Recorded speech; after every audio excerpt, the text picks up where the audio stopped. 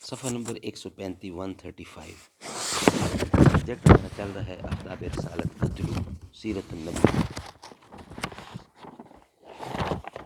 اردو زبان میں سرور عالم صلی اللہ علیہ وسلم کی سیرت پر جامع ترین کتاب سیرت النبی صلی اللہ علیہ وآلہ وسلم، علامہ شبلی نعمانی رحمۃ اللہ، علامہ سید سلیمان ندوی رحمۃ اللہ۔ بسم اللہ الرحمن الرحیم، الحمد للہ رب العالمین والصلاة والسلام علی رسولہ محمد وعلی آلہ واصحابہ اجمعین۔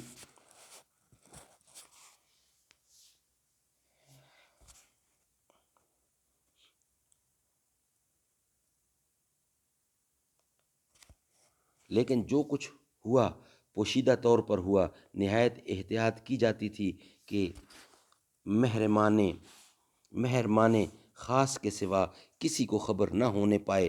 نماز کا جب وقت آتا تو آن حضرت صلی اللہ علیہ وسلم کسی پہاڑ کی گھاٹی میں چلے جاتے اور وہاں نماز ادا کرتے۔ ابن الاسیر کا بیان ہے کہ چاشت کی نماز آپ حرم ہی میں ادا کرتے تھے، کیونکہ یہ نماز قریش کے مذہب میں بھی جائز تھی۔ ایک دفعہ آپ حضرت علی کے ساتھ کسی درہ میں نماز پڑھ رہے تھے، اتفاق سے آپ کے چچا ابو طالب آ نکلے۔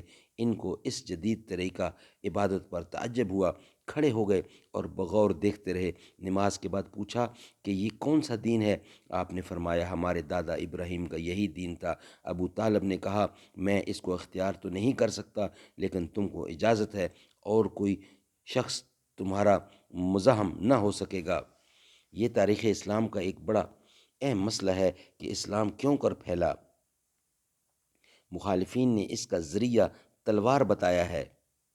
اس مسئلہ پر مفصل بحث کتاب کے دوسرے حصے میں آئے گی، لیکن ایک خاص پہلو پر یہی نگاہ ڈال لینی چاہیے، یعنی یہ کہ اوائل اسلام میں جب کہ اسلام لانا جان و مال سے ہاتھ دھونا تھا، کون لوگ اور کس قسم کے لوگ ایمان لائے۔ اس زمانہ میں جو لوگ اسلام لائے ان میں چند خصائص مشترک تھے اس قسم کے، لیکن بالعکس مشترک خصائص ان لوگوں میں بھی پائے جاتے تھے جنہوں نے شدت سے مخالفت کی، چنانچہ تفصیل آگے آئے گی۔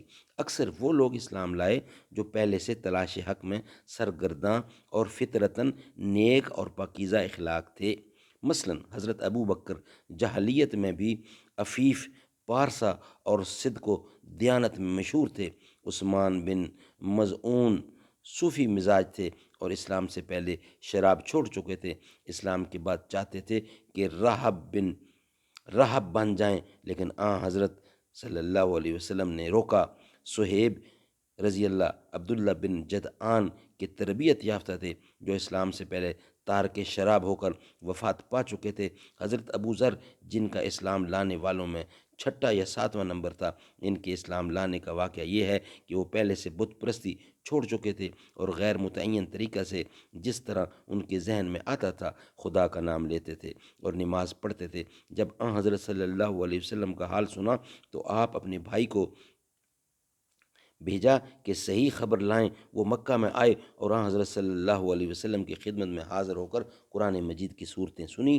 واپس جا کر ابو ذر رضی اللہ سے کہا کہ میں نے ایک شخص کو دیکھا جس کو لوگ مرتد کہتے ہیں۔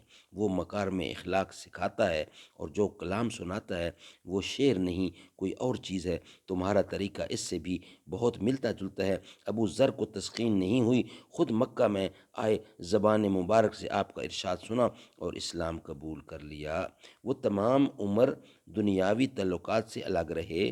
ان کا عقیدہ تھا کہ مسلمان کے لیے زر و مال جمع کرنا جائز نہیں، چنانچہ اس بنا پر حضرت عثمان نے اپنے زمانے میں ان کو مدینہ سے دور بھیج دیا تھا۔ انشاءاللہ اس کا بقیہ حصہ نیکسٹ ویلاگ میں آپ کی خدمت میں پیش کیا جائے گا۔ اللہ تعالی ہمیں اس پہ عمل کرنے کی توفیق عطا فرمائے۔ صدق اللہ العلی العظیم۔